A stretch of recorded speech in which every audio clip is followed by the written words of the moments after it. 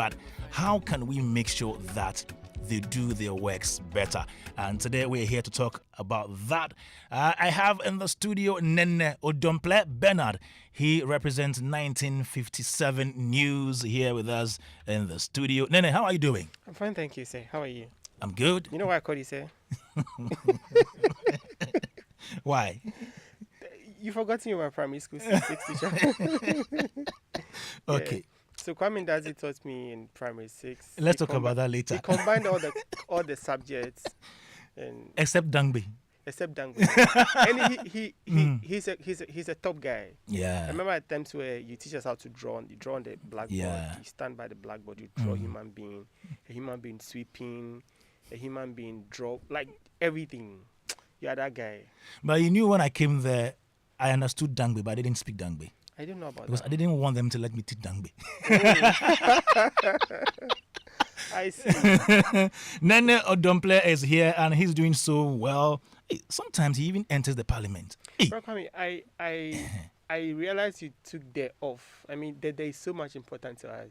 So anytime you want to mention, don't say 1957 news. And it's yes. The 1957 news. Yeah. Thank you very much, Odompleh. What's the difference? You know, when you add the, it brings some compound to the whole conversation. It brings some sort of uniqueness to the brand. The 1957 news. Yeah. All right. And we also have Zhikay Ike Junior. Bro, what's up? Good to be here. I'm fine. How are you doing? I'm doing well too. Your name is Zhikay Ike Junior. The Junior is part of the name? Yes. Why? It's combined. It's combined. I think when I started blogging, I just wanted some uniqueness.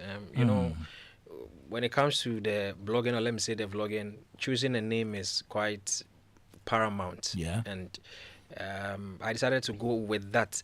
Most people see it and they feel it's a Nigerian name because of the Ike Junior combined. Okay. Yeah. So I think it's just my own way of trying to be unique. The brand. Yeah, just trying to stand out. Yeah.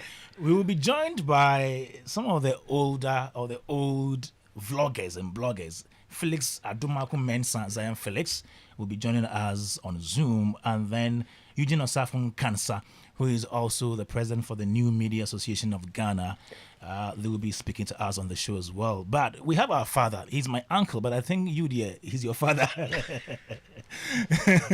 I have my uncle Francis Doku here. He has gone through all this. So Yeah. no traditional media.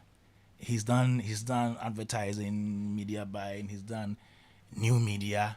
He's done TV. He's done almost all. And so he has insight into some of these conversations.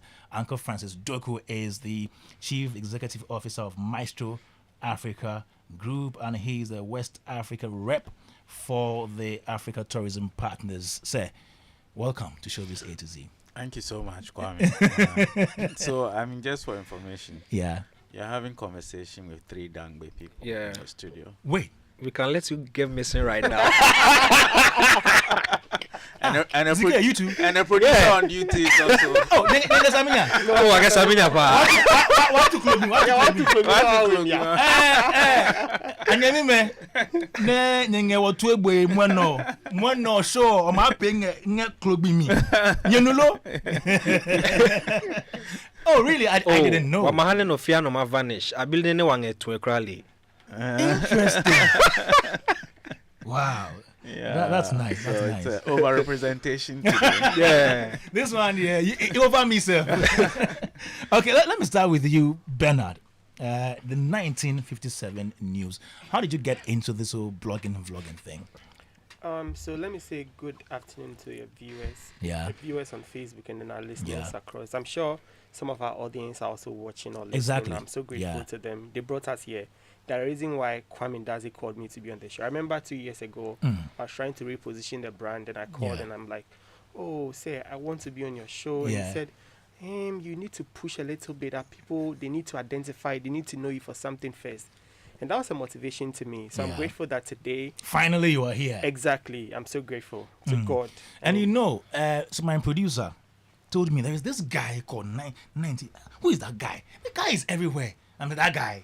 You're your guy. I teach him. He's my guy. I said, Charlie, let's bring him. Yeah. So that's how come you are here today. Okay, thank you. And so, as a vlogger, I know the last time, I think sometime 4 years ago, you came to me at City, you say you had come to Accra, and I said, Charlie, you won't go GIG or you won't do the blogging. Charlie. Wait till you won't do. And then suddenly I saw you doing your videos in the 1957. I was like, okay, wow, this guy is doing well. But now I watch the videos and the things that you do. You even interview Napo. You interviewed Napo, you interviewed Katie Hammer, you interviewed a number of them. Yeah, I mean, I've done a couple of the top people you can think of. How do you do it? So let me start from where we started from. So Okay. I was down in high school in 2018. Yeah. And then I decided to move to Accra. I mean, I had applied to go to UCC, but I didn't get admission. So I moved to Accra. I was in the village then. So I moved here, and then I was staying with my auntie, patching here at some point. I come here, do the pakakpa, and run back to the village. And I was trying to establish a brand. So I started with Nene Odompleh updates. So that was actually how the brand started. And then at some point, I felt like I wanted to do something different from what everybody was doing. Now, entertainment was big at the time, so I decided to do the entertainment in addition to lifestyle and add a little bit of politics. Doing politics means that you need to be closer to the people who make the news. So if you are so far, how are you even going to know? You have to listen to the Joy News, and I was not too good with Tree at the time as well, so you have to listen to the cities, etc., to know what's happening. So I decided to stick to the entertainment and then the lifestyle. Fast forward, I was able to move here permanently. I applied to GIG to get admission, so I got admission to go to GIG. So while in school, Wow. I was trying to polish it along the line. So the reason why I started this was, back in the village, I'd always listen to Omar Sanda on their 5:30 news, listen to Jessica Paris-Aforo, listen to you on that show on Traffic Avenue. I'm like, this thing they're doing, bro, I can do some. But I didn't know where to start from. So when I moved back and I started school, I started a brand, and I think I realized that, okay, I need to add value to what I'm doing. I need to put value on myself. I need to let people know that in as much as everybody's doing it, I need to stand out in the way I do it. And I realized GIG was the only place I could go to get that done. So then I applied to get admission to GIG. So first of all, I did diploma in communication studies. Okay. And because I realized that if you were doing a full degree course, you would go to school Monday to Friday. And bro, I come from a village. I need to hustle, get my money, and the rest. So I decided to do the diploma first. I was in a hostel throughout for 2 years. All right. Did the diploma. Then when I was done with that, I now got like the whole time Monday to Friday to focus on the vlogging, moving about. Then I applied to get top up. So I applied to go and do a PR with marketing. Okay. In the same school. Now I did PR marketing because I was told journalists are not paid well and they are very hungry people. Mr. Doku, is that true? We are not hungry people. We are not hungry people. We are not hungry people. The first part is maybe okay, but we are not hungry people. Okay. Yeah. Okay. Are you hungry What I do? now? I think because I do more of PR and marketing in addition to what I do, that's why I may not be Hungry. Yeah, so I mean, I decided to do the PR marketing. And so if you see us stand out today in what we do, it's a bit scientific. Okay. It's a bit of trying to study the market, find a gap in the market, find out what people are not doing and trying to do it. Because, I mean, when I wanted to do this political thing, people were moving around with Shatawale, medical, etc. Nobody was thinking about getting to amplify politicians, getting to amplify what happens in parliament. When the journalists go to parliament, they focus on the chamber, what the parliament a member has said.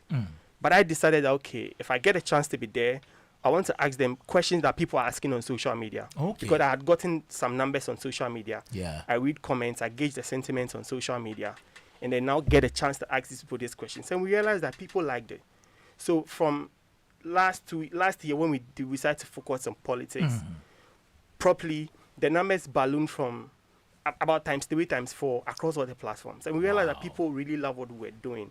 So that's how it started for us, and that's how we've been able to get here at this point. So you don't just do entertainment, you do everything. I just think that now we are known, and And this is because we studied the market. Like I said, we found a gap in the market. Yeah. We realized that everybody was doing entertainment because, of course, entertainment is easy. You can ask Shatta every question. He will just laugh and that'll be news. But if you want to do politics, you need to know what's happening. You need to be updated. Be on top of the issues. Exactly. So we decided to switch into policy strictly, like say 90% politics and the rest entertainment. Yeah.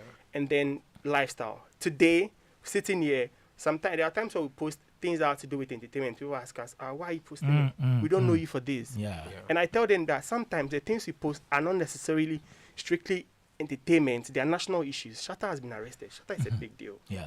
Daddy Lumba had died. Politicians are trooping in. So it's still part of the niche we find ourselves in because we want to report on national issues.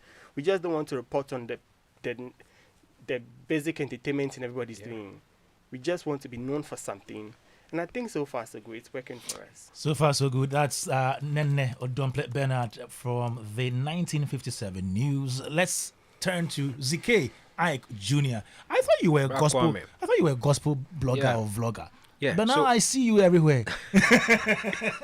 So I came before we came in, I was telling Nene how my journey also began. I think after school I completed KNUST. I did political science in KNUST. Yes. Yeah. So I think when I was about completing, I developed this energy for publicity and letting people know what is happening online. But I decided to go into the Christian way because I realized that the Christian way wasn't tapped. Because I did my scouting and I realized that entertainment bits and all other stuff are very loud. But when you look at the Christian side, it's not really tapped. So I look at that in terms of trumpeting what is happening in the Christian fraternity. And secondly, I also saw a business perspective of that because events happen every now and then. Like the Christian side is one area that events happen almost every day. Yeah. I'm a young guy trying to make ends meet. So I also saw a business perspective from that side. So I started with the Gospel to Me, which has done quite a couple of works. We've done reports in Ghana, outside the country, and a couple of places. But with my political science background, I remember Kobiche one day saw me. I was like, Ike, what did you do in school? I was like, I did political science. I was like, when I listen to your conversations, you are very intelligent. It looks like you are boxing yourself with that particular niche. Why don't you widen it up a bit and let people know what you are doing, like what you can offer? So I think I listened to Kobiche's advice and I decided to open it up a bit and do more corporate stuff. And I think so far I'm enjoying it because it's letting me think more, analyze issues. Because our style of the vlogging is not just about reporting. I'm interested in picking the informations, get what is happening and analyze it. So everything that I do, I have 3 ways. I listen to side 1, side 2, and the side 3 has to come with me. What I deduce from whatever that I've been able to put together, not forgetting accuracy and everything. So my perspective into that is not just trying to come into it, but also to build myself. Because when I came into it, I've become more current. I'm able to know what is happening everywhere. But I used to be just the Christian side. But now I can say that I'm very current. I'm able to know whatever is happening, analyze it myself, and also show it to the public. And when I started that, people are also enjoying it. They're like, oh, we knew you to be a gospel person, but now it looks like you are more stronger. And I think I'm enjoying it. So far so good. And through that, I was able to come up with my Mind Shift campaign. That initiative where I go to senior high schools and let them know that social media is not just for fun, but it can be used as a tool for development. And I think when I came to the corporate side, that's my little baby. And so far, I've been able to go to a couple of schools, and I think we are doing well with the Zhikay Ike Junior brand. All right. Joe 99.7 FM, Showbiz A-Z. We're having a conversation on vloggers, their work and ethics. Trying to know how best we can help them shape the work that they do, because whether we like it or not, they've become part of this media landscape. We need to protect them. You go on their blogs, their vlogs, and then you enjoy the videos, but there are times that they do things that you ask yourself, we cry. Because one issue that I have with you guys is when people are having their private conversations and you guys will still go and shove the camera in their faces like, and you not mute the voices. If you're not medical concerned, but you still video them. Okay. We talk about that here on Showbiz A-Z. You can send in your WhatsApp comment to them. Do you have any question or any advice for these vloggers? You can do that 055-1111-997. Do you guys also run blogs, as in the ones that we write on? Do you have blogs? I get very sad when people try to box us into one box. As in vloggers? Yes. Yeah. For us, we run a whole news agency. Okay. Right? So you have a website? We have a website. You have a website? Yeah, www.the1957news.com. Oh, okay. Yes. So the work is actually segmented. I have people who take over Snapchat. You know, Snapchat is a big market. And when we started, I'm not that guy who can do who is able to multitask. Okay. So I decided that I was going to focus on one platform, build it to a point. When we started growing, I started getting people asking me, we find you here, we don't find you. I'm not on Instagram, on Snapchat, I'm not on Instagram, on X, I'm not on Facebook, I'm on Instagram. So I decided to now find people to help me manage all these platforms. So we have our website that writes. So we do an interview, and then the people who work on the website will write an article from there and publish it on the website. The social media team is also doing their thing. Yeah, we also post our videos on social media. So you don't work alone? No, I'm not alone now. I don't work alone. You have other people that work with you? Yes, I have a team I work with. But you see, as a young man who has been to school, and I know that you need to have a brand identity and position the brand well. Yeah. I always endeavor to let the people I work with know that you need to do it like me, because people will see the content and they'll send me a screenshot. Oh, there is an error here. They wouldn't send it to the people because people at the back end do not even know their team members. Yeah. So there are times where posts are as I speak, one of the boys is in Volta region with the YEA boss, and they are covering something. The posts are being made, but I'm here on radio. So you are the CEO. I don't like to call myself CEO. You are the team lead. I'm the team lead. Yes. I like to call myself with other people helping the enterprise. Okay,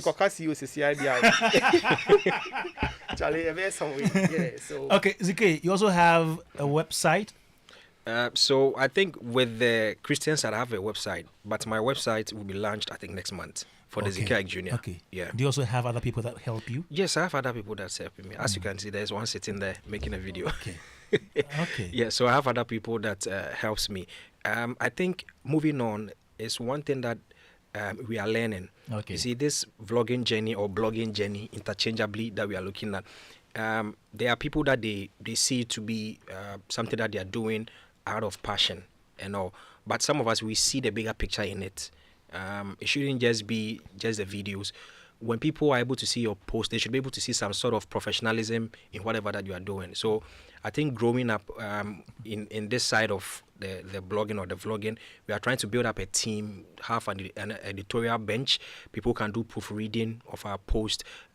People can do video edits and properly add a bit of professionalism to whatever that we churn out. So we are still putting that in place so that when it comes to the online portals, when people visit us, they can know that we are a professional and credible source to look out for information. Before I bring in Uncle Francis, I want to know whether the people that you work with, you pay them. Do you pay them? Okay, or they just help? So for me, it's a two-sided thing. So there are people who are there as interns, and there are people who are there as people who are on the payroll. So when the month ends, on 20th, I think like from 15th to 20th, I think a lot because I need to send money to people. See you. You need to give them something. Yeah, See you. Send money to people. And the people I work with, I let them know that I don't want you to ever feel like you're working for me. I want you to own the work. So since you're owning the work, you need to be giving something that will give you the motivation to do the work well. Okay. So of course, my team members, they are all listening. They get paid at the end of the month. There are times where I'll drag them a little bit because you are told something to do, you don't do it, or some little punishment for that side, but your money there go drop. You punish them with that. Okay. Yeah. Nene, let me come to you, Zhikay. Do you also pay them? So mine is not necessarily like a monthly thing. Okay. But as we go on, there are some sort of motivations. My team, you can ask them. Pay as you go. Pay as you go. But my team, you can ask them. I've not built just a team, but I've built a family. I've made sure that everyone in the team is more like a family member to me. So sometimes when it's even holidays, we have time that we spend time together as a team. We can just sit in car, go sit somewhere, and we just talk about the work, family life, everything. Yeah. So I don't really have a monthly subscription like my CEO. But still there is P. Yes. Let me come to Uncle Francis. He has seen this. He has seen everything about this media landscape, the transformation from newspaper, radio to online to vlogging. Now the vlogging is more only videos, more videos. We try and kind. Okay, I like the fact that I'll see you try and kind. We try and kind. In your intro, you said we don't like to write. It's not as though we don't like to write. Not all of you, but I know most of you don't like writing. Well, but the audience don't like reading. What they want is changing. It's like the space is evolving. People will at first want to visit the big websites to go and read, but I'm sure my joy online is now trying to emulate 1957 because no, we were there before you came. No, I know, bro, I know. I mean, I'm just making, bro, Kwame. You see, at first there is no way Joy, bro, Kwame, there is no way Joy News will be going to cover an event, and then after the cameraman and the reporter, there is somebody with a phone. But that's happening now. No, but it started long ago before you started 1957. Okay, bro, Kwame, I take my words back. Uncle Francis. Yeah, thank you. So these are your children here, up and coming CEOs. Yeah. Well, I think, and just from the last point, I think most, if not all, newsrooms have been trying. I mean, to evolve. With the space, with the new technology, media. new media, you know, and all that. So, I think even a couple of years ago, BBC had to lay off a few people because they were not willing to conform to, you know, how things are coming. And even here, you know, and we ran some newsrooms before. You always want to look at this, the issue that we talk about digital first, you know, because we don't have to wait till 8 p.m. or 7 p.m. to fast as it used to be. So over the years, there's been some, you know, evolution of the media, and the level of entry is kind of lowered, you know, because previously maybe you have to apply to work with multimedia, or apply to work with Media General or GBC, and then go through a certain process. I mean, and from the way these young people are speaking, you want to create something for yourself, or you have to create something for yourself. And I think that technology has really helped in doing that.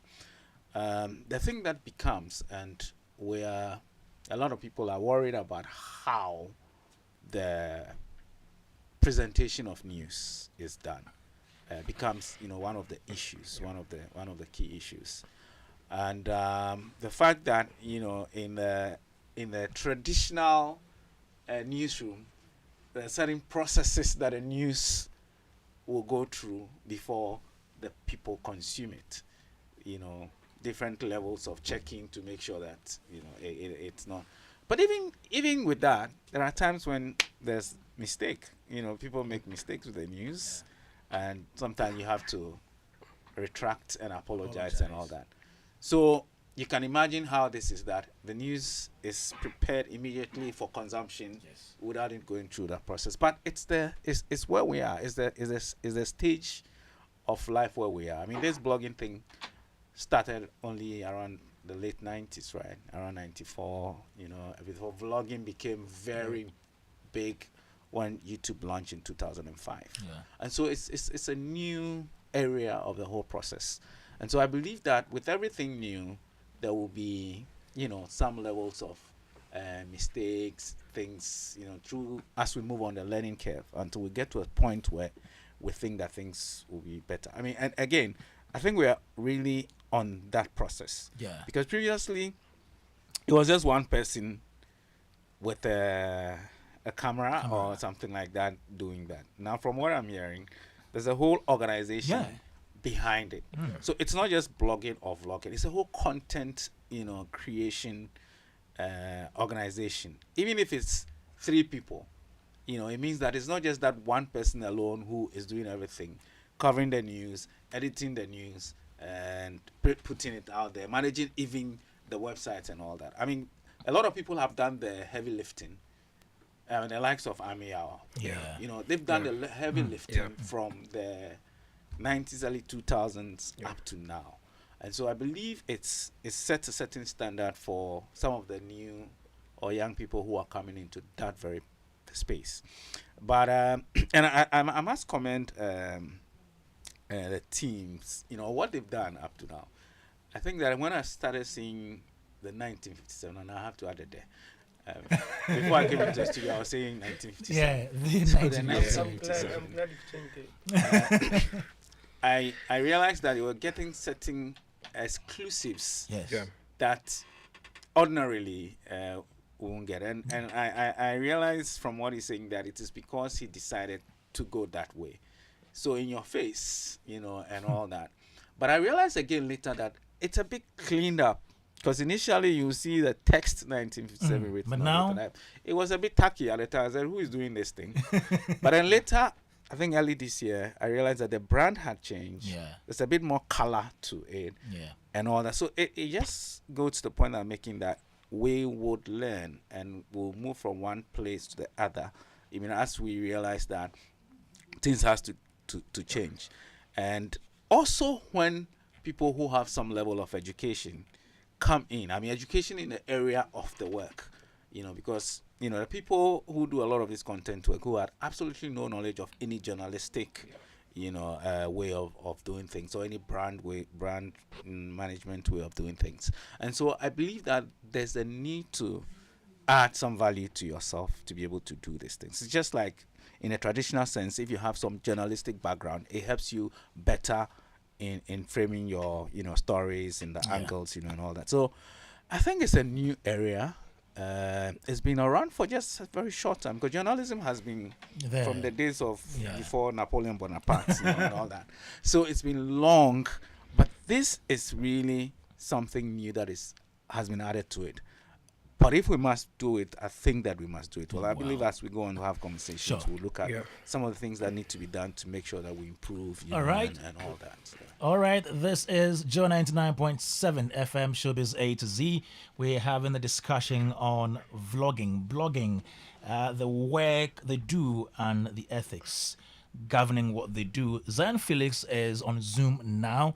Let's speak to him. Zionfelix is the CEO of Zionfelix.net, and then also Zionfelix TV. He's on all social media platforms. He's been in this industry for quite some time now. Yeah, he's not in Ghana at the moment, but still we are talking to him via Zoom.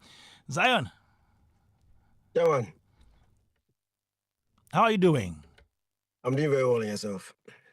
We're also doing well here, and we are so much thankful to you for taking time off your schedules to join us on the show this afternoon. You're always welcome. Thank you very much for having me. Great. And today we're talking about vlogging, blogging. This is an industry that you are in. You've been in this industry for a number of years now. You've done radio before. You've done writing, as in the blogging proper. You transition to the other forms of the industry, if you like, and you're still here doing bigger and better. And there are new ones also coming following your stead. Now, what's your general assessment of how far we've come in this blogging, vlogging, new media space? I think new media has grown really well. Looking at the time when we started 13 years ago, it was Amir Debra, Ghana celebrities, OMG Ghana, and now few NYDJ. I mean, few people were around, and then at the time, Nigeria content were flooding the Ghanaian media space, especially when it comes to the entertainment field, where Linda Ikeja, NigeriaPhones.com, Bella Nigeria. But as time went on, things have changed. Where I mean, if you come to the media space, you see more of Ghanaian content online, and I think the blogging did very well in contributing to that. So I think blogging from yesteryears till now has come a very long way. It has helped. It has helped the entertainment industry. I mean, there are even at times where you go for events where you see more bloggers even than the traditional media people. I'm not saying that they don't come, or they are their value has gone down. No, but you see more of bloggers trying to put out information, and there are even some events that you go that you see only bloggers. At times you enter meetings and you see bloggers called among traditional media people, where maybe you might not even expect to see even bloggers. I mean, I remember I was at the Flash Towers some years back for Meet the Press, and then I was surprised that blogging had come to that level where we could call bloggers for Meet the Press. Ordinarily, I mean, yesteryears, you would really see bloggers being invited to Meet the Press because, I mean, bloggers were seen certain way. So if we, we've worked to a level where we could call bloggers for Meet the Press to come and meet the president, to come and meet presidential aspirants, to come and meet parliamentarians, to come and meet, I mean, big personalities in the country. It should tell how far blogging has come and how hard some bloggers have also worked to make that to make our field very good for us to be invited to such places. Zion, so in recent times, we've seen a newer crop of bloggers, vloggers. Nene Odompleh, the 1957, Zhikay, we have Besa GH, and all these guys. What do you make of how they are faring now? I think they're doing very, very well. I mean, I see some of their content, and I'm like, the new ones are doing so well. I mean, they are also helping us see other, for us to see news from other side, because in the past, I mean, some of us, especially with the entertainment bloggers, we do general blogging, but now people have come and then they've specialized in just gospel blogging. You see the 1957 and the other people also mostly at the Parliament House engaging with our decision makers, trying to give us what is coming from the court and all that. I mean, in the past, you really see some of us who started going that tangent. You mostly see us covering the entertainment field.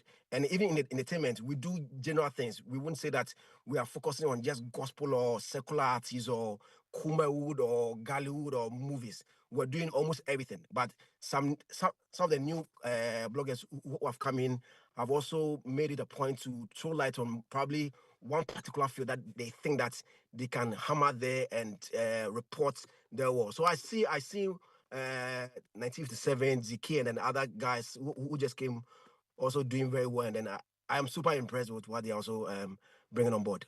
Zion, are you retiring? Nowadays, we don't see you. I used to wait to Kwana Kotinama Noni. I'm not retiring. I mean, as my boss, Francis Doku, said, now blogging is not just about the individual. In as much as you will see my name on all the platforms. I mean, I'm not the only person handling everything. When it comes to my video production, I have a lot of people on board. When it comes to events, I have a lot of people who do help go on grounds to report. Even with the website, I think for the past 3-4 years, I've not really sat down to write a publication. But I mean, people see stories on the website and they think that I am the one sitting down writing all those stories. So now it's not just about me. I mean, it is a media house. It's not just Zionfelix who started 2012 doing everything from then to now. Now it is a media house, and we have people who are also on board trying to help and also report on what is happening in Ghana. I'm not retiring. I'm mostly traveling because one, because of family, and two, I also want to add a different niche to what I am doing. So I am both in Ghana and also outside. Retirement there, me now, maybe after 45, 50 years. Zion, please take some time and listen to this post that was made by Whitney Boakye-Mensah on 10th August this year. Okay. And it reads, as an events professional, one trend I have found increasingly cringeworthy over the past 2 years is the rise of guests bringing personal bloggers to events.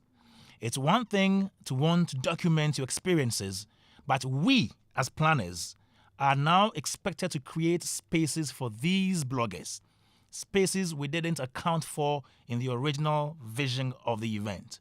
And worse, they are often in the faces of other guests, people who are eating, deep in conversation, or simply trying to enjoy their privacy. What's most frustrating is the way these bloggers sometimes cross boundaries, Moments meant to be private, sacred, even, are now shared on social media before the client's official photos or videos are even released. Vendors' work is sometimes posted prematurely, and the competition with official photographers and videographers feels murky at best. She goes on to say that it's different if you are blogging for your work or creating content for your portfolio. But when it becomes intrusive, when you are chasing clouds and disrupting the flow of the event, it's a problem. I recently had to yell at someone at a funeral, or of all places, in the most vulnerable moment, as the bereaved was saying her final goodbye. This person had the audacity to stand beside her, camera in hand, recording for content. The obsession with being seen or known on social media is creating monsters, people who can't read the room, who don't know when to stop. It's not just disrespectful, it's damaging. Some moments aren't meant to be shared with the world.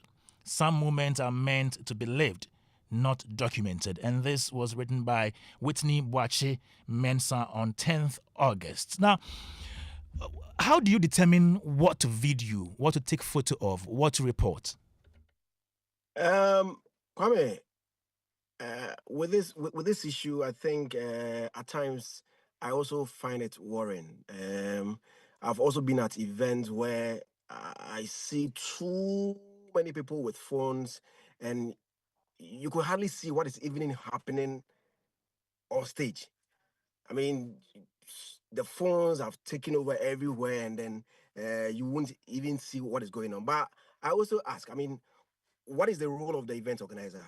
And mostly, bloggers are invited. Not all bloggers. I mean, there are some events which are public events, so anybody can come. But that is where the event organizer should know how to manage all these things. We've been to so many places where things are managed properly and then things are operated well. I remember so many years ago during Ghana Miss Niger, after event, and we go back to sit down, we hear complaints of VIPs complaining that bloggers were all over the stage, so you can't see what is happening on stage. So Bolare and then the team of Empire Entertainment in subsequent years made room for where bloggers will stand so that they can capture well. And even I think last year's Rapaholic or the past episodes of Rapaholic and even TGMS, they create room for where bloggers will stand and capture it well, so that they don't destroy the event, or they don't.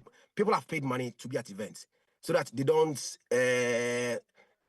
damage the experience that people will have at the event. So I think event organizers should sit with the people who've employed them, because the people also call for the service of bloggers.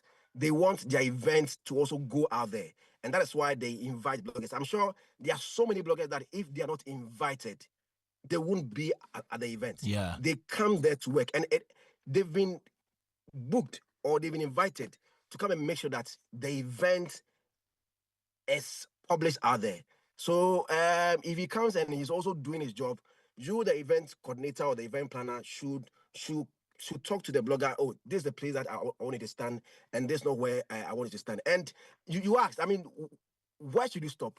You know, it becomes very difficult when you want to stop something, because there are some events organizers or event people who do not actually tell you what to cover and what not to cover.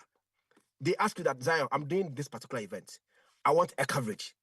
So in your mind, they want almost everything out. But if you're able to tell Zion that, Zion, okay, this is a funeral, I don't want this and that not to go out. I want this and that to go out. Then when I'm coming, I'll prepare that at this point, I'll not capture. But I mean, in our own senses, I mean, there are certain things that you can put out, especially with a dead body. I mean, those things you can't really capture the face of the person who's been uh, laid in state. But aside that, there are so many things that I mean, you would want people to see how the events went. Maybe somebody is crying. You know, you'd want to report how passionate that moment was. So it becomes very difficult to say that I won't let this part go out, or I want this part to go out, especially when it's not going to harm anybody, unless it is something that is going to harm somebody, it's not going to speak well of the event, because there are certain things that happen at event that you in your own sense, you say that, oh, Charlie, this thing here, if it goes out, it's not going to speak well of the event. But aside those things, I think if the event organizer or if the person who invited you does not give you things that you shouldn't put out, I think almost everything that you think is right that has to go out is allowed to go out. Okay, she also mentions something about the vloggers shoving the cameras in the faces of people, videoing them even when they're having private conversations. How do you go about that? People are having their conversations. Maybe you're not hearing them speak or talk about what they are saying, but you are videoing them. The camera is very close to them, and you are doing that for about 5 minutes. Yes, but you see, I mean, videoing somebody for like about 5 minutes or 2 minutes or 3 minutes, I don't know what actually you want to put out there, because the conversation that the person is having, I'm not sure that you'd want to put such a conversation out. If you video somebody and then you think what the person is saying should not be out, I mean, that's why we edit videos. You can put a sound on it. Now, all these platforms have music over there that when you're posting, you can put any sound under it so that the conversation or the what the person is saying Exactly. will not come out. I mean, it is something that we need to do. And then personally, I won't even video somebody for a minute, because what I told is there about the person that you have to put the person for a minute. Just want people to know that this particular person is there. And 10 seconds, 20 seconds thing can tell that particular person is there, unless the person is doing something that, if the action needs to go out, fine. But if somebody is walking, coming, having a conversation, and you want people to know that, oh, Kwame Dazi came for the wedding of Francis Doku, I think 20 seconds video should be it to go. Then capturing like 2-3 minutes, Kwame Dazi will be walking from his car, greeting people, and like. But I think there are certain things that we should mute. That there are certain times that we should mute conversation that people are having, even if we want to put a longer video of them. What they are having is not part of the main event. The conversation they're having is not part of the main event. You can edit it and then put songs under it. Then that is where, Kwame, as we all grow, we learn on the job. I mean, as I said, I started 2012. As we grow, you learn on a job. And as you are learning, it's not just about capturing content and posting, or just capture anything you post. So even at times, I tell my people that if you go for events, it's not just about capturing what the person is doing. If somebody is talking, listen to what the person is saying and capture it well, because the person is passing out an information. We need to hear what the person is saying. So if somebody is telling a story and it takes just a minute of what the person is saying and they send it to me to post, the story won't make sense. So as you are growing, you learn on the job, so that you don't go for an event and just take any video and give it to us to watch. No, do the job well. Zion, before I let you rest for a while, let me give you this typical example. So during the Lumba, it wasn't 1 week yet, when the people were going to the house to greet the family, there was this video that came out where Cheddar was telling Kwame Eugene that he is the next person to take the crown or something like that. It wasn't a public announcement. They met. They were exchanging pleasantries. And then he mentioned that somebody's video camera captured that. And then the next moment, it was headline.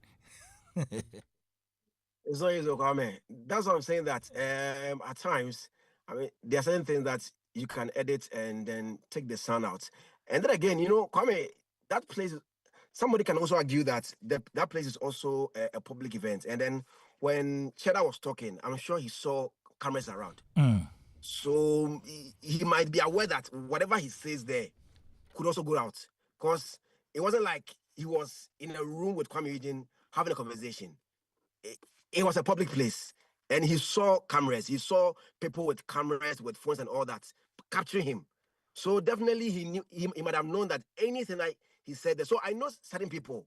I mean, I've sat in a car with Akrobeto, where he said that if he's talking, don't pull up a phone, because he doesn't know what he might say that needs not to go out. Because there are certain people that when you're having a conversation and they're in their private place, they'll say something that if they are on radio or if they're on TV, they won't say it. Exactly. So if you're coming to a public place and then you see cameras around, you should be aware that almost everything that you say might go out, and you should be very careful with certain things that you see. So if it was in the room and all that, fine. But since it's a public place and there are cameras around and all that, for me, if I was around, I might have not put that thing out. Maybe I would have put sound under it. But if somebody puts it out, I wouldn't blame the person because it's a public place, and then you definitely know that cameras are around and things that you say might go out. Thank you. Zion, please stay on for us for a while. We don't usually get That's you, so fine. today, dear, you'll be here for us for some time. Yeah. Let me speak to Whitney, who is on phone now, before I come in studio to speak to studio guests. Good afternoon, Whitney. Hi, Kwame. How are you? We are doing well. How about you? I am well. Great. So, a while ago, I spoke to Zionfelix about an article or post you did on 10th August about the work ethic of vloggers and bloggers, if you like, and he has spoken to that. But let me take your general view on that particular post. What inspired that post on Facebook? So over the past 2 years, I've noticed a trend that initially we thought that, okay, this is a one-off thing that will go out. It will fizzle like everything else. But in one instance, in all fairness to the bloggers, I've realized that sometimes clients also do it. It looks like now anybody and everybody wants to trend, wants to be in the news, wants their story out there. So for the bloggers to have gotten where they have gotten to, they had support of some of the public, in the sense that you're having an event. It's a private event. I heard Zion saying something about public spaces, but let me talk on private events, which is where I had the problem and the post I wrote. First of all, it is not everybody who likes their business out there. And sometimes they even sign contracts where clients tell you that they don't want even their photos, nothing on social media. Now, guess what? Guests are coming to events, and they have bloggers following them, taking videos of their entering the venue, they're sitting down. Literally, and Whitney, everything these are they're their doing personal. at the event. These are their personal bloggers of vloggers, right? These are bloggers they've paid, not their personal bloggers, because Zion is nobody's personal blogger. He's a blogger that works. Okay. And they do this intentionally because they know Zion has the numbers, Eugene has the numbers, Sammy has the numbers. So when they post their stuff, it reaches a lot of people. I don't have a problem if you want your business out there, but you need to have a lot of decorum when you are around private spaces. Because the person may have invited you because you're a friend, you're a relative, you're an acquaintance, or anything along that line. But where for me, I find it very triggering is even at funerals, where they are filing past a corpse and they are videoing with their bloggers,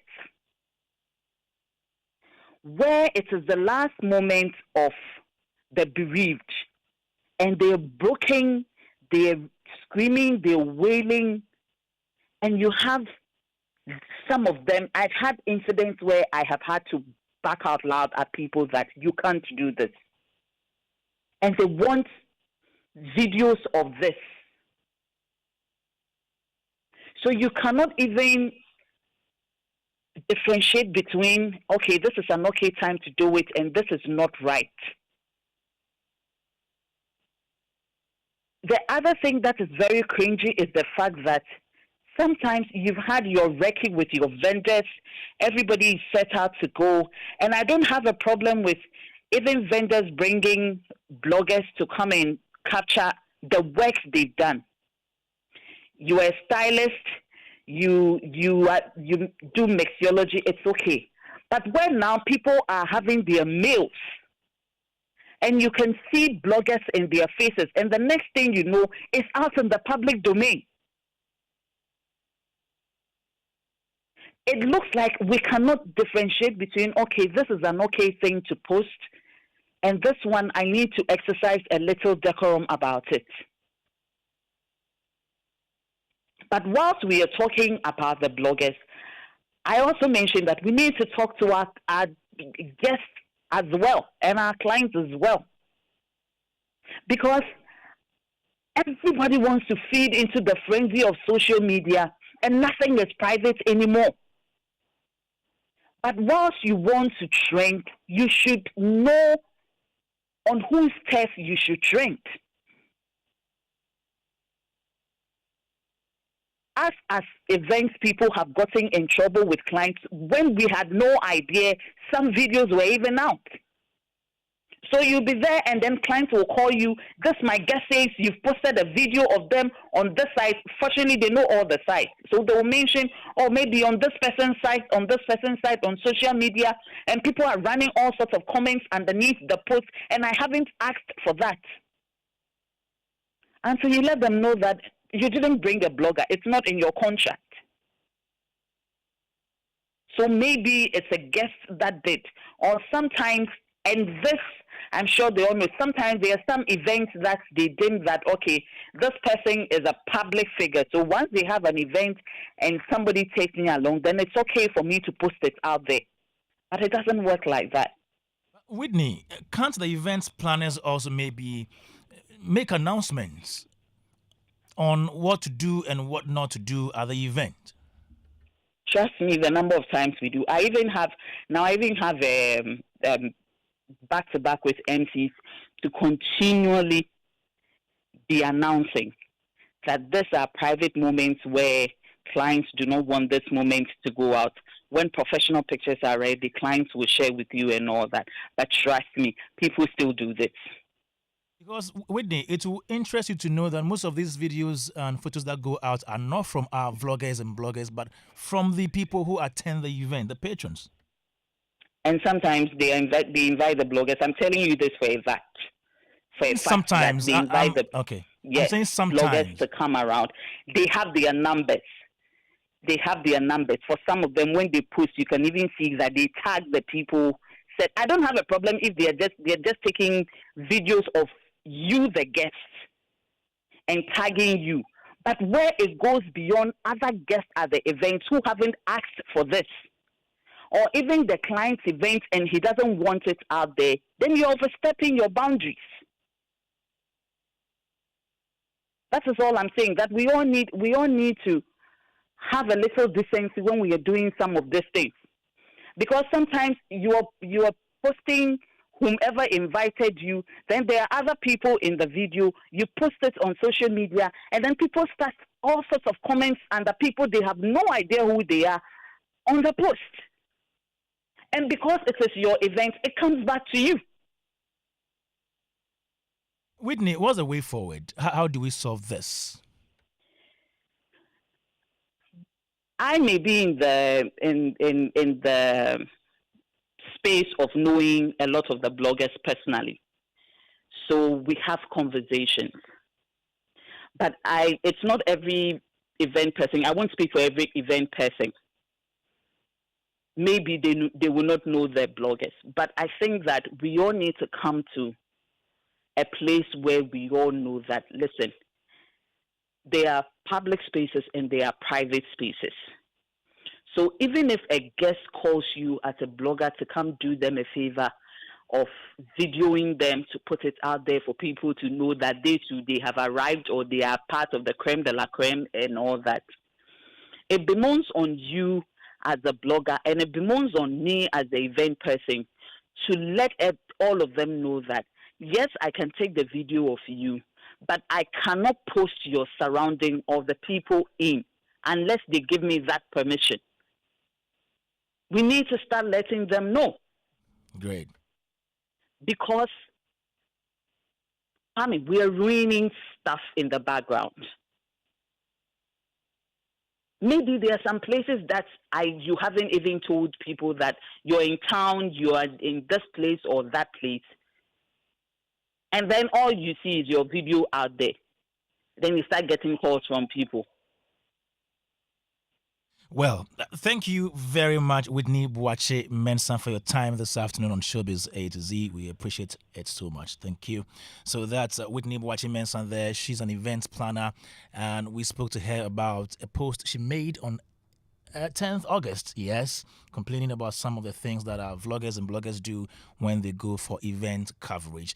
In a moment, we'll be speaking to Eugene Osafo-Nkansah, who is also a vlogger. He's the president of the New Media Association of Ghana. Zionfelix is on Zoom now. We have in the studio Nene Odompleh Bernard, the 1957 news. We have Zhikay Ike Junior, and my uncle is here, Francis Doku, who is Chief Executive Officer of Maestro Africa Group. He's a media person. Once a media person, always a media person. He's with us, and he has a lot of years of experience in this space. So he's helping us do justice to the conversation. Let me come to Uncle before I come to Zhikay and Bernard, and then Zionfelix. Uncle Francis. Yeah. You just listen to Zion and then And Whitney. Whitney. Yes. Yeah. So Whitney, if you're listening to me, I thought I'll see you today, so I fulfill my promise of 10 years ago, but you ran away. Oh, there was a so promise. It's gone. Yeah. There was a she promise. knows. Yeah. Share with yes. us. Oh, she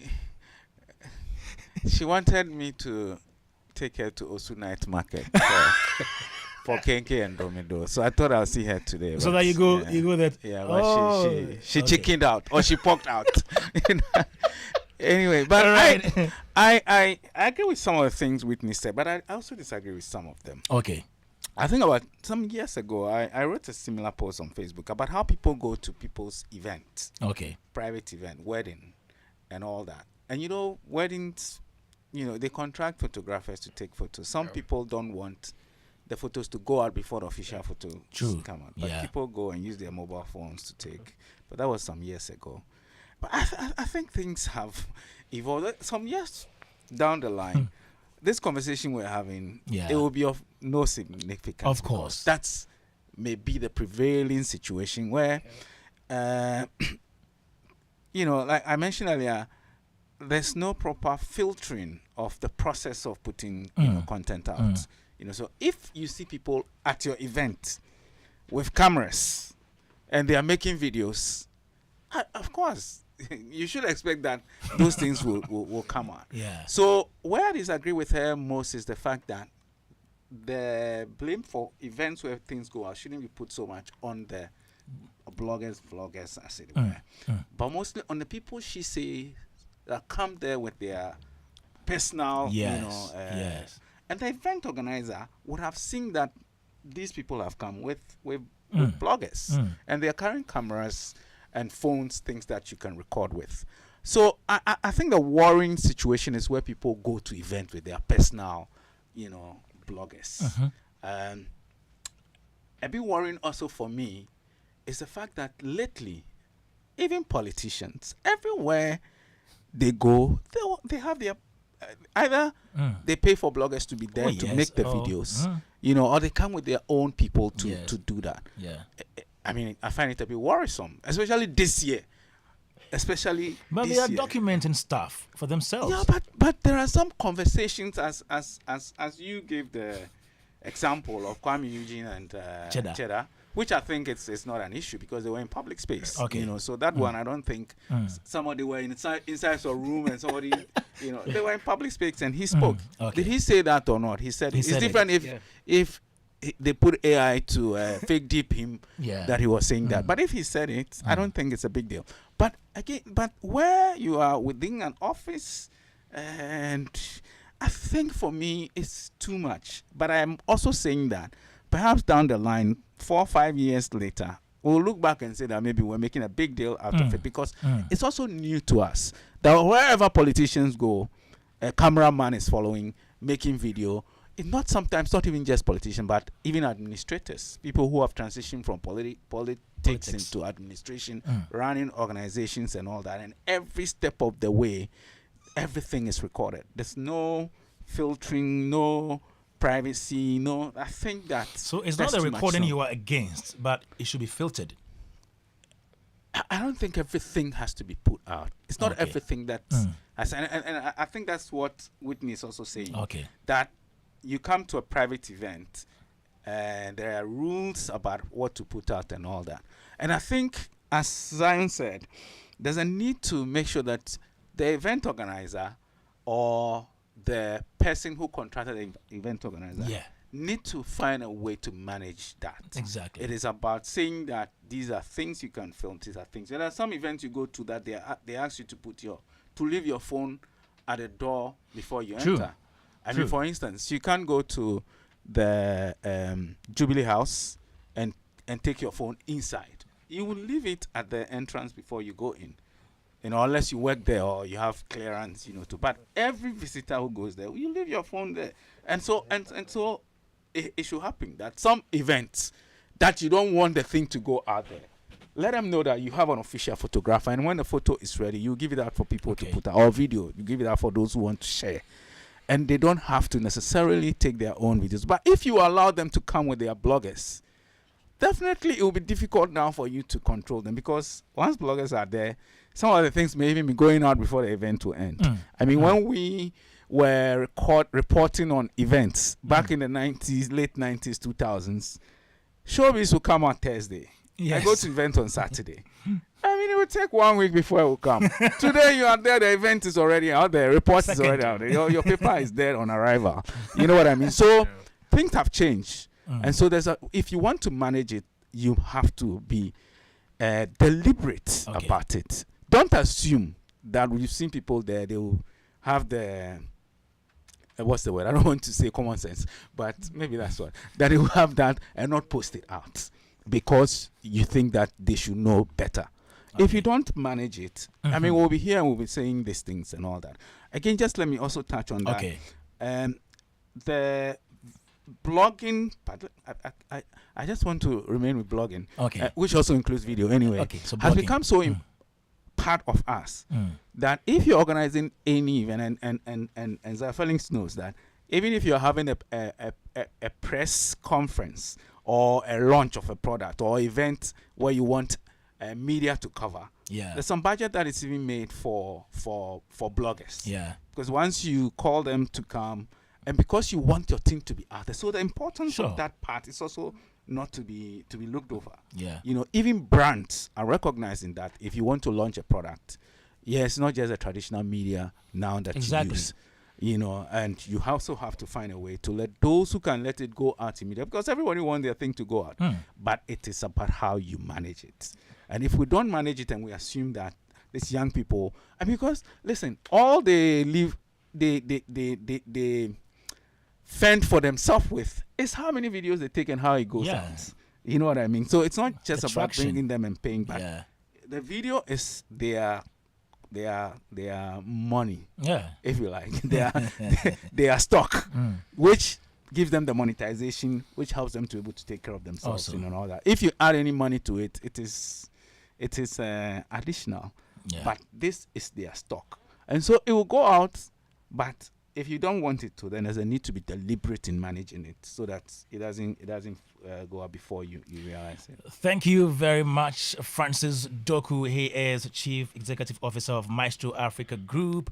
Here in the studio, Nene Odompleh Bernard, the 1957 News Ike, Zhikay Ike Junior. We have Zionfelix on Zoom now.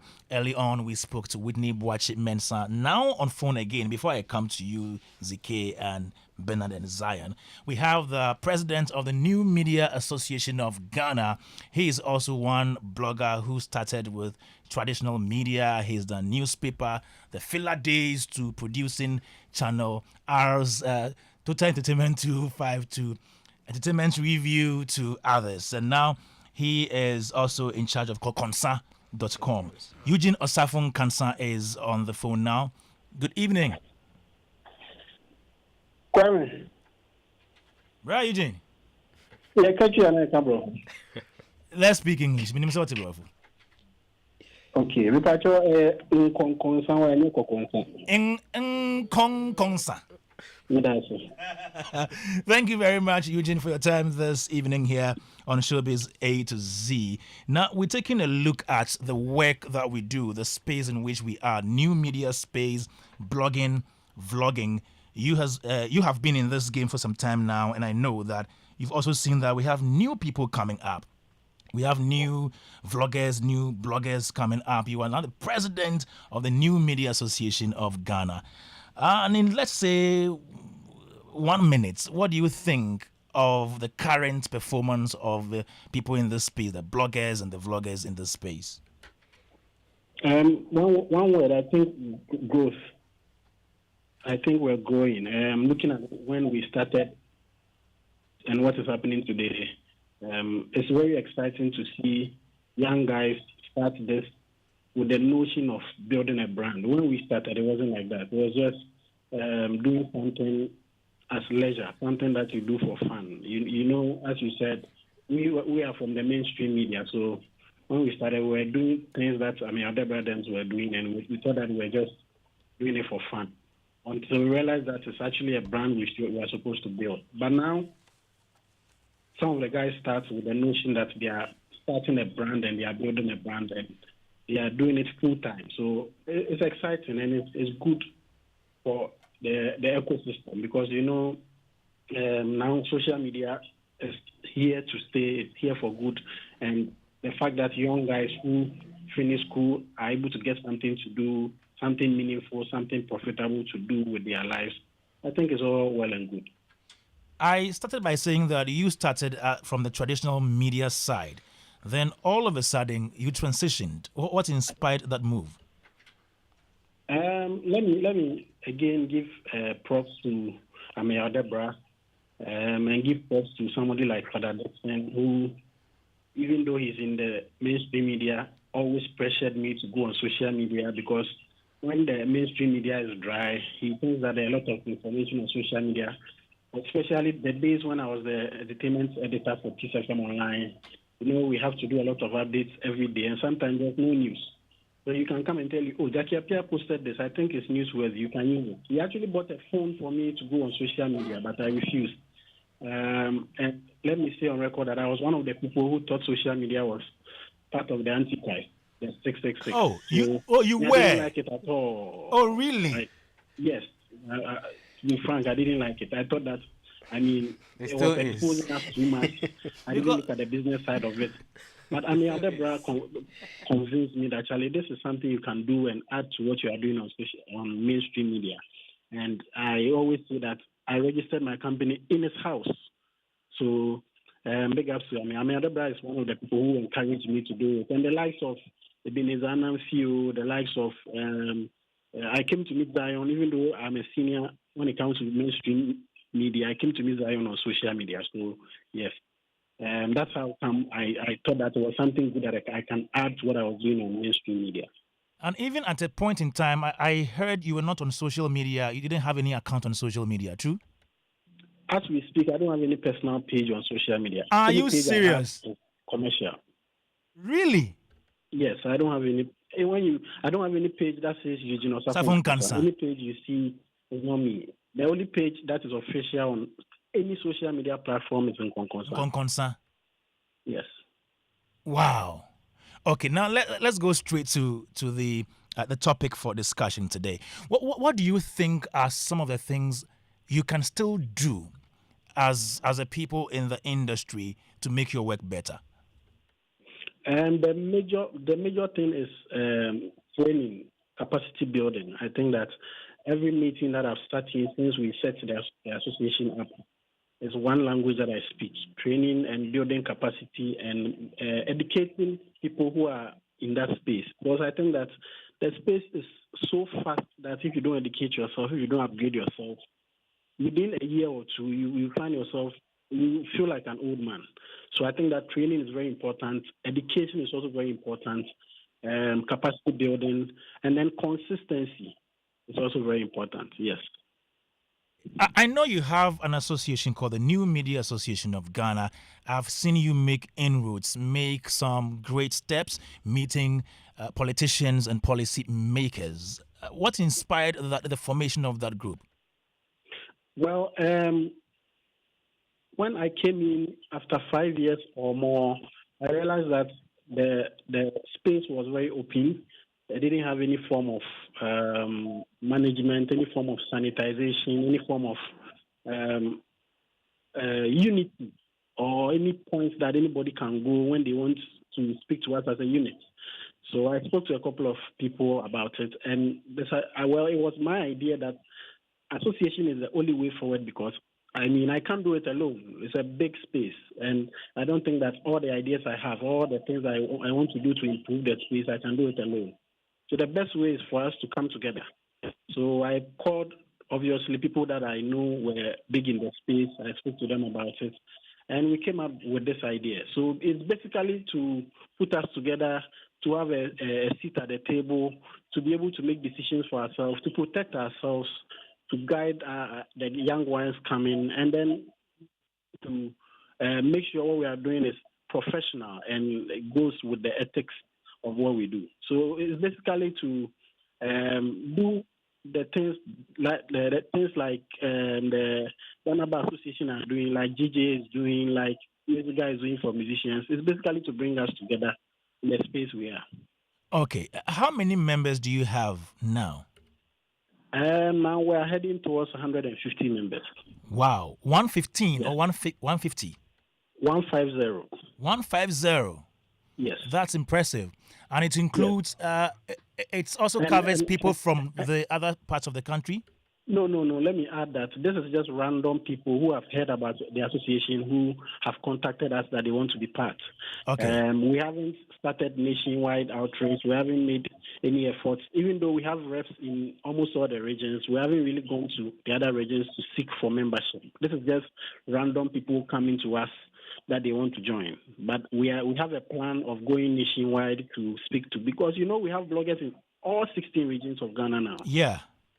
Yes, so we've spoken to almost everyone. We have reps in all the regions, but we are yet to go there, speak to them, let them understand what we are doing, and seek membership from all the 16 regions. Okay. Eugene, can you name some of the people in the group, in the association, some of the members? Okay, so let me start with the executives.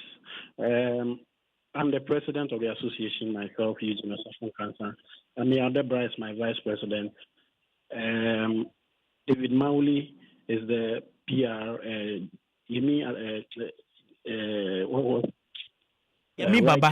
Baba is also the PR, and then Zion is in charge of money. He's the assistant treasurer. Zion and money. Dagati Girl is the treasurer. GH Hyper is the organizer. GH Kweku is the assistant organizer. We are 10, and then I think good. The executives, I don't have it offhand, but these are the people that are the executives. There's Iviana, who is also the secretary. There's Jibril, is also the secretary. Yes, and then the members. We have almost everybody you can think of who is big. The man in the Afro in your studio is also part of us. Zhikay is part. Yes. Kojo Sheldon is also part of us. He's even on our platform. Wadimaya is also part, but we haven't been able to meet because of his travel and all, but he's also part. And then a couple of people, like the major people that you know, are all part of it. Awesome. And, okay, you mentioned earlier that organizing training for them is very important. Have you done that yet? We do that through our meetings for now, because we are still putting together measures to start that. But I can put on record that the executive went to meet the American embassy, the U.S. embassy, I think 2 or 3 weeks ago, and they have agreed to organize training for us both in Ghana and America. So we are still working on it. We are also in talks with the GGA to organize training for us. We just spoke to the police service to organize training for us, especially when it's coming to elections, so that we know how to cover the elections when it comes to the new media. We have a lot of things planned, but we are relatively new. So for now, when we have meetings, I try to bring people to speak to the members. The last meeting we had was, I think, last 2 weeks Sunday. I brought our own Nathan Elato to come and speak to them about appearance and how they look when they go to events and how they behave when they go to public places. I brought in the cybersecurity people to come and speak to us about the do's and don'ts online and all. So every meeting that we do, I try to bring a personality at least or two to educate the members for now. But we are going to do proper training, both in and outside Ghana for the members. Thank you very much, Eugene Osafo-Nkansah, who is the president of the New Media Association of Ghana. Thanks a million for your time this afternoon. Thank you very much. Okay, so you just heard Eugene Osafo-Nkansah, Nkonkonsa there. He is president of New Media Association of Ghana, telling us about their work and his perspective of how the vlogging and the blogging job is going on in this country. Let me come in here and speak to my in-studio guest. Nene, you're not part of New Media Association. Like they said, it's relatively new. They are still growing and evolving. No, you want them to grow before you join? Not necessarily. So I mean, there is freedom of association, Mm-hmm. and I want to join something that is attractive, and I know what I'm going to get when I join. I'm glad hearing from him that he's having some kind of training for our colleagues who are in the who are part of the association. Yeah. I'm glad people are being taught how to appear in public, because there are times where we show up at some of these events and you know that somebody has showed up to blog and he's not really looking the part. So I'm glad some of these trainings are happening. They should keep doing it. They should keep sensitizing the public. I believe in publicity. Let people know what's happening with you. The association should keep educating their audience, educating all of us. I mean, I may not necessarily be part of it, but when they make posts, it may appear in my feed. I may chance on it somewhere, and I'll get to know that, okay, they are putting structures in place to educate the members of the association. They are getting people to know why they should be part of the association. Eugene once a while reached out to me and asked that I should be part of it. I asked him a few questions. I wanted to know what structure they have. Is there any documents I can peruse and know what the association is about, the do's and don'ts, the ethics of association? That really didn't come forth for me like I was looking for. And so as time goes on, maybe, who knows, I may join the association at some point. It's a good thing I have started, because I believe, like Mr. Doku said, education is very important. There are most of the people who are in the space are doing it because they think it's a lucrative space. But there should be a bigger picture to it. Doing this means you want to build a brand, and brand position, like I've always said, is very important. So, I mean, it's a good thing that's happening to us. And as time goes on, I hope that I get to join sometime. What do you make of Whitney's comments, her concerns about how some of you bloggers and vloggers operate when you take videos and photos of things that you're not supposed to? What do you make of that? I'm glad I've not encountered her yet at any occasion. I mean, I do strictly 90% of politics, and I've not encountered her yet. But I mean, she raised some good points, and she's right to make the point she's making. But I also want to let people know that we show up at these places usually by invitation from people who want us to do something for them. I wouldn't go into a private party to go and blog about it. My audience even ask me what I'm doing there, because they don't know me for that. So for me, I understand where she's coming from. There are times where, and like Eugene said, or everybody would know, the space is growing. We've had times where we post a certain video and somebody will say, oh, we thought you could mute the sound. I mean, we correct ourselves along the line. We don't know it all. We are growing in the space. We keep learning on the job. I'm glad Mr. Doku said once in a while he saw us writing in our videos, and at some point he realized there was some sort of rebranding, there was a new logo to it, there's a new color to it. We keep growing. I understand where she's coming from. But I also want people to know that while we grow, they need to help us grow. They need to help us grow in the space, in the sense that there may be times where I'll film something like the Kwame, Eugene and Cheddar video. Trust me, if I was there, I was going to film it and post it. because Bra Kwame, I run a news company. Yeah. I run a news brand. I run a news brand. Always when we cover events, I tell my people, it's fine to film somebody walking. It's fine to film somebody doing something. But we are looking for the newsy part of whatever is happening. So if Kwame sees, Cheddar sees Kwame, they are having a tete-a-tete. Trust me, Cheddar comes to a place with bloggers. I know people who work for him. Kwame, see, this thing about music and showbiz, it's about having people talking about it. The talkability is very important. Yeah. Cheddar, I can be sure that Cheddar knew people were watching, people were filming. And he said it. We're going to put it out. That is what we feed on. We feed on news. The same way the traditional media will go and cover a press conference and write a news article. That is what we feed on. But there are certain things that are not supposed to go out. And like I said, if you find something on our blog and you're not happy about it, please hit us. Trust me, if you hit us up, we will not take more than 2 minutes to respond to a DM and pull the video down. So far as the video is not in the public interest, because what we do is more of news and politics, etc. We try to blend what is supposed to be out there. Is it in your interest because he said this? I've done an interview with you.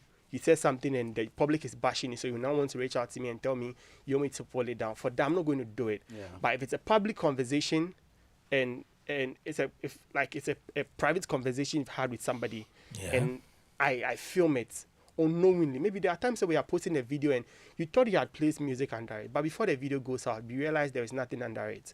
And these platforms, usually we have a trick to do it. Some people wouldn't even go and edit, etc. My people, we don't want to edit our videos. We want a video to go out organically. Raw. No, not necessarily raw. You don't want to edit the things Good. that people So- say so- in the things video. out. Good. Yes. So we don't run an entertainment brand. We run a political brand, right? Yeah. We don't want people Or to you feel run a news brand. A news brand. exactly. Yeah. We don't want people to feel we are editing and adding colors and adding some To it distort doesn't work for anything. us. Good. One of the best conversations I had with the politician was with Napo Yeah. after the elections. Yeah. I saw him up there. I'm like, oh, Honorable, I want to have a short interaction with you. He was being long, and I introduced myself. Like, okay, I've seen you somewhere. What do you want to ask me? I pulled my phone. I didn't tell him I was coming to ask you this, and he answered the question.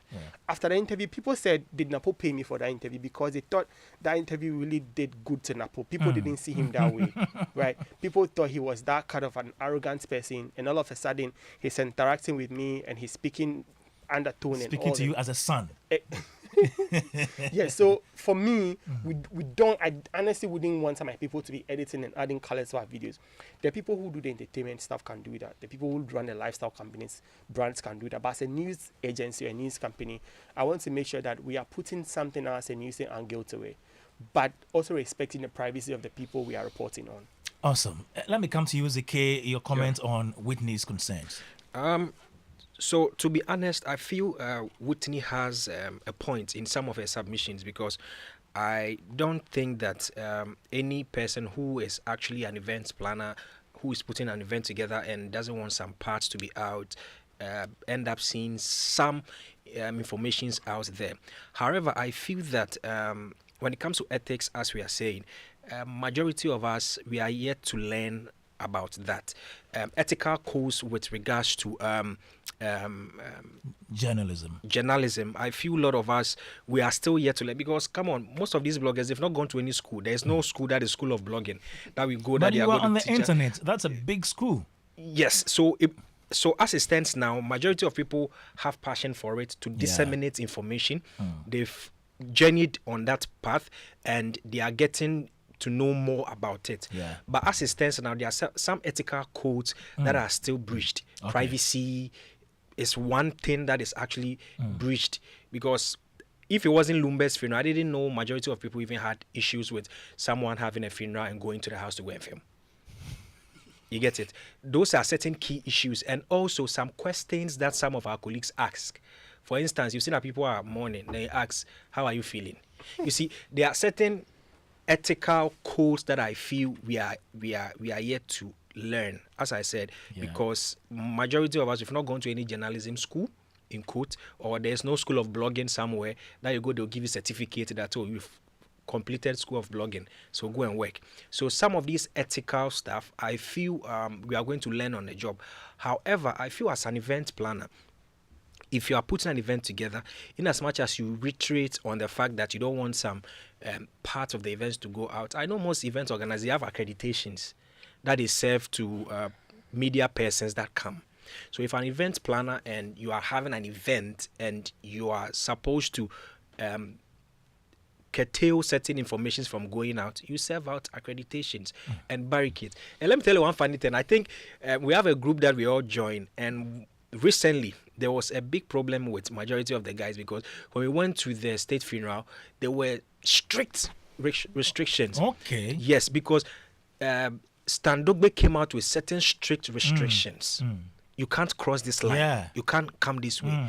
So you can see that he's someone who has actually studied the media landscape. He has seen the evolvement. He has seen how things are going. So he placed strict restrictions. You can't go this way. And some of us were quite like disappointed because we couldn't get close shots. Because where you even get your shot from, no, is far. You get it. So, but I saw you guys doing interviews on, I think, the entrance and other yes, places. that's the part. I was on your content. In your content, but you have to find your way. Yes.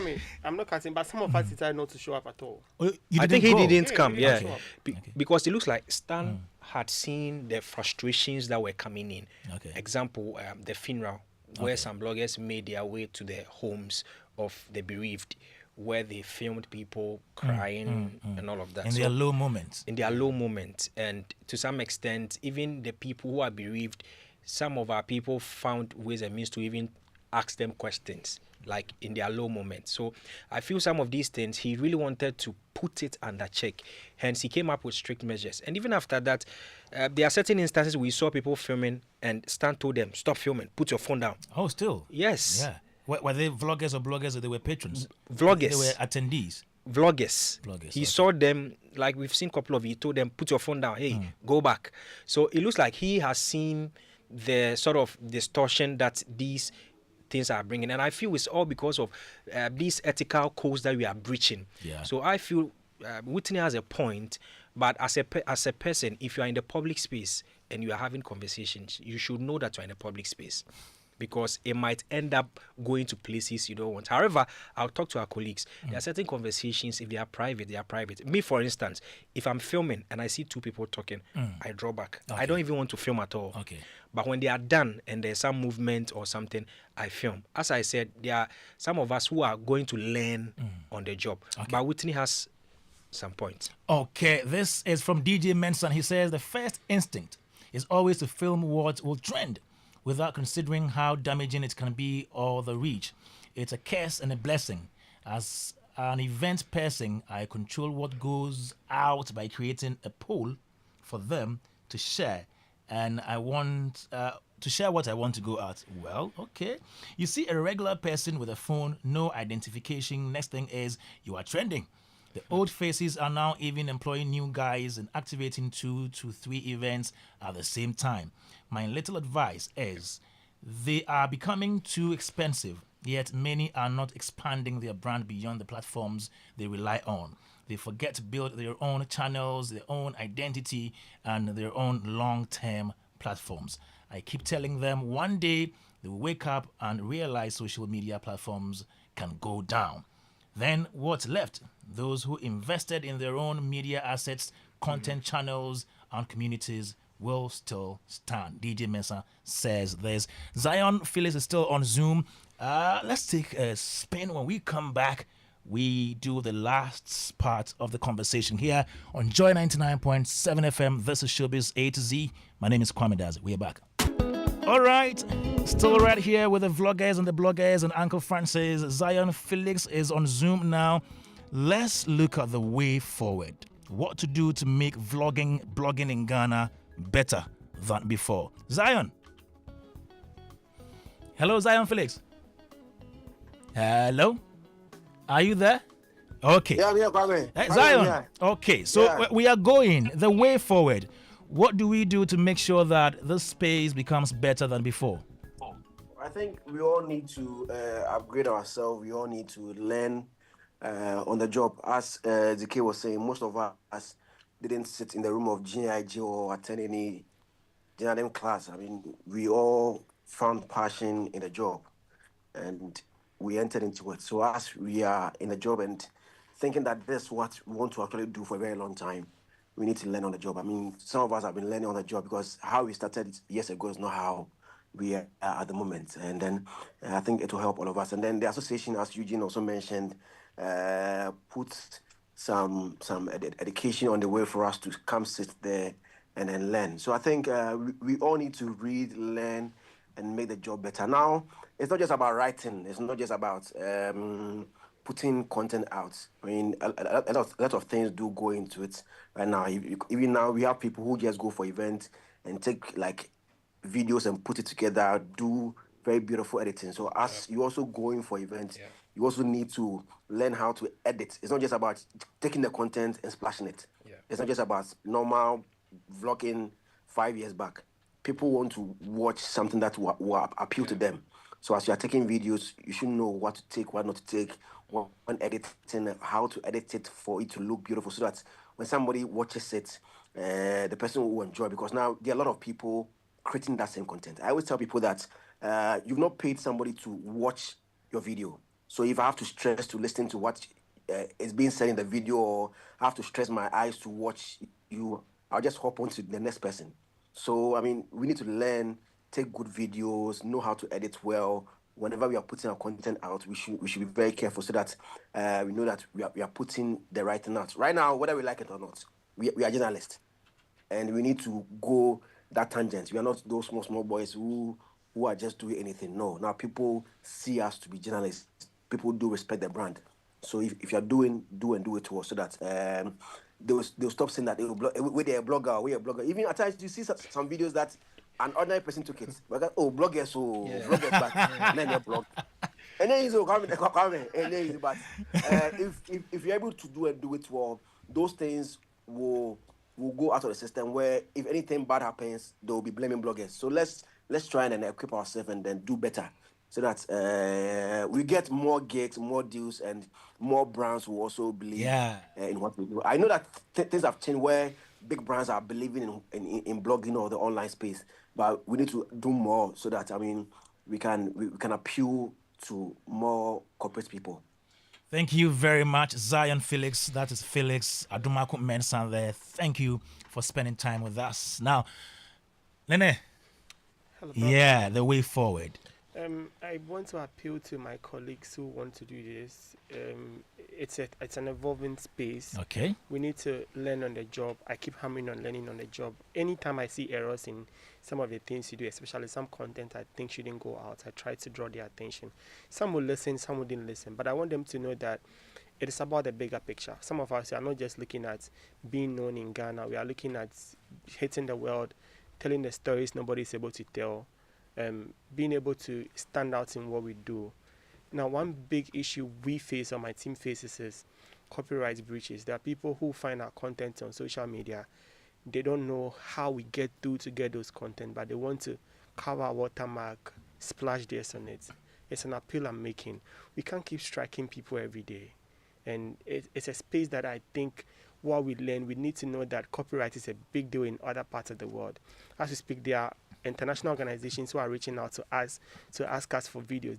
They see our videos out there. They don't want to use them. They want to seek proper permission. Okay. So let's learn to, if you want to post somebody's content, post as credit the person. If there is a watermark on it and you don't want to credit, just post and leave it. But trying to cover somebody's watermark, it is a wrong thing to do. Yeah, that'll be my final words. Good one. And finally, my MP says he's listening. Your former MP. Who's From that? Yilo Krobo, Abet Nyakwete. He said he's listening. Oh, okay, so, he's listening. I want to say Okay, good evening to nice. him. Nice. That's your uncle. That's my producer's uncle too. Oh. It appears today the Yeah, family is yeah, expanding. yeah. Hey, Monole. Pinobi. Pinobi. Yeah, Okay. Anita, you should get me Minazi Yazo song. Yeah, you play that song. Get it for me right now, Minazi Yazo. Zhikay. Yeah, I feel as we've all said, we Yeah. need to learn on the job, not forgetting that these things that we do, ethics must be taken into consideration. Ethics applies to every facet of life. Everyone, one way or the other, needs ethics. Your personal life, professional life. Once it has getting to that level where people are questioning some activities of ours, it means that there are a lot of things that we need to learn and put under check. Great. Because the new media, as Uncle Doku said, it has now evolved and it's still evolving. We need to give people that room to really believe in us. There are certain times when you get to a place and people know that you're a blogger, then they are scared. Hey, we're a blogger. Hey, yeah, like that sort of, they see bloggers to be in quotes some controversial people who really want to get the attraction and all without necessarily putting other people into consideration. So I feel this is a humble appeal to all of us. Ethics is one thing we can't take for granted. In as much as some of us are looking for the sensationalism, looking for the headlines and all, we should also take into consideration that people are actually looking at us. And I personally believe credibility is something that we don't have to take for granted. How credible you are will let people actually come to you to pick certain information from you. Credibility is one thing that I personally don't take for granted at all. And as Nene was saying, covering of watermarks and all of that. There are certain events that I'm not able to go. I pick Nene's content and I credit where I took it from. As I said, there are a lot of things that we need to learn. And for this reason, I'll give a big thumbs up to Eugene. He's doing so well. I'm personally part of the new media. Yes, Nkonkonsa. I've personally been part of the meetings that he organizes. You could see that he has the well-being of the people at heart. And I would say Eugene has seen the bigger picture. He has seen afar 5 years from now what is happening, because there are new people coming in. 5 years from now, where do we see ourselves? If misinformation is our problem now, then we should know that 5 years from now it will be bigger because more people are coming in. So Eugene is doing so well together with the executives. We often meet at AH Hotel. We have a very big conference room. Everybody has a table, pen and paper. We are learning. Like, if you come and see how we meet our meetings and all, I feel they are doing so well. And I'll say that thumbs up to Eugene and all the executives of the New Media Association. Okay, thank you very much, Uncle Francis. Yeah, Kwame, I would also encourage them to also be part of Artwork. You know, I mean, Zion is a member of Artwork, Arts Tourism. Eugene is a founding member. Is a founding member. He's a founding member. Is a member.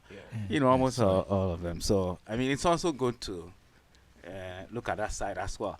But I think, I mean, the crux of that is the fact that we learn from each other. You know, we learn from each other. And so if you're part of an organization, I mean, the things that you do, you could learn something that happens and all that. Because I believe we are at a space where, and I was going to say after Zion spoke that, I see that what needs to be done, because there's no school where you go and learn these things. I mean, what you learn is the standards of journalism, but if it's blogging, there's no school.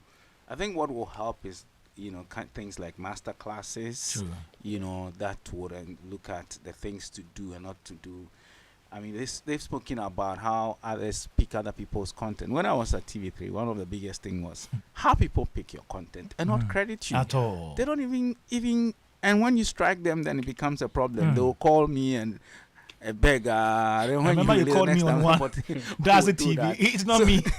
It's not, you know that guy? Yes. And Professor thought it was me. That's a TV. It's not me. I think I met him later, and he considered that, you know, at that time he had come in fresh and he didn't, you know, but all that. So there's a need to learn as we go on.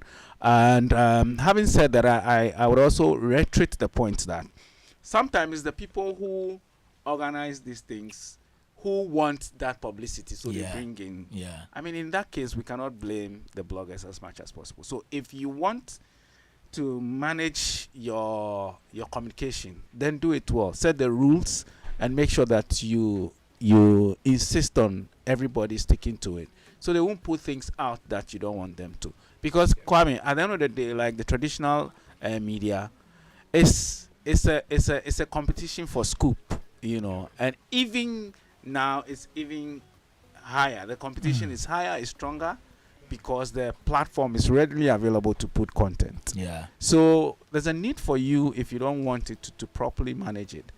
But having said all that, and I like that the young people now are saying that we all need to educate ourselves so that we improve on the things that we're doing. But Kwame, this is just a small part of the bigger. This is very small. Bigger blogging world. Yeah, there is. There's a local side.